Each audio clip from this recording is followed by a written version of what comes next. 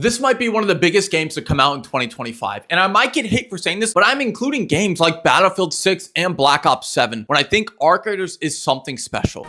No way! Oh my God! No! Hey, Danny! Please, dude! Shut the door!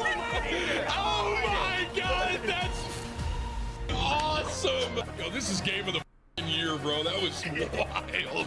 And if you're on the edge, if you should play Arc Raiders and buy it or not, or if you didn't get to play the beta, just listen to this video and let me know your thoughts in the comments, because I'm going to give you my reasons on why I think Arc Raiders might succeed. Let's start off with the story and the world. We live in this underground city called Speranza, and the characters we play as are called Raiders, and our main goal is to go to the surface where is this beautifully crafted post-apocalyptic world kind of taken over by these robots called Arcs. And I'll get more on the enemies later, because that's one of the best features about this game, at least in my opinion. The way the landscape is designed with this kind of exploration extraction shooter game, it leaves you, it edges you to explore more, and it is so beautifully crafted in Unreal Engine 5 that you kind of want to look in every house, every building. You want to go find loot, and you enjoy the process of looking around, which is one of the major things of extraction shooters, is how fun is getting the loot and extracting with it. From dismantled cars to torn down apartment buildings to vast landscapes, the world crafted in Arc Raiders is stunning. And I want to talk about the AI for a minute, right? The AI combatants, the Arc that we fight upside there, because aside from other players, the PvP aspect, which is handled very well, we have the Arc, which just might be some of the most well-tuned enemy combatants I have played in any game for a while. You've got some of your main flying Arcs like the Wasp, which are super annoying and are constantly always on patrol. And in fact, once they spy you, they will signal to other Arcs to come and join the fight to pretty much eliminate you, gang. You're done. But the way they are crafted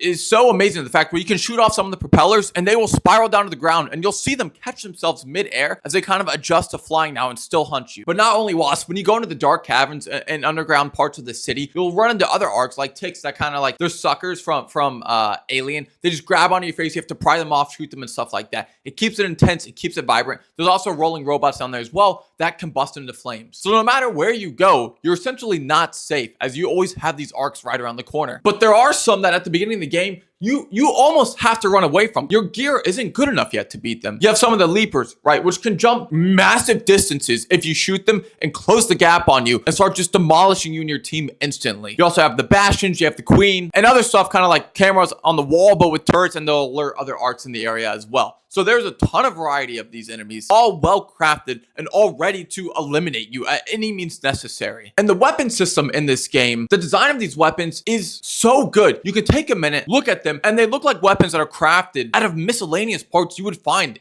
in a junkyard. But one of my favorite things about the weapons is the sound design with them. You can hear shots echo throughout the whole world, and you can kind of pinpoint in your mind what gun they have over there. And you can assess off the sound design alone how you want to approach a situation. If you want to go attack those guys, if you don't want to attack them, if you want to get your loot and exfil and get out. It feels like every aspect of the sound in this game, and not just weapons, they spent a reliable amount of time on, and it sounds beautifully crafted. From walking footsteps on metal plates to running water to sound design and callouts, it's all there. Also, the PvP is great.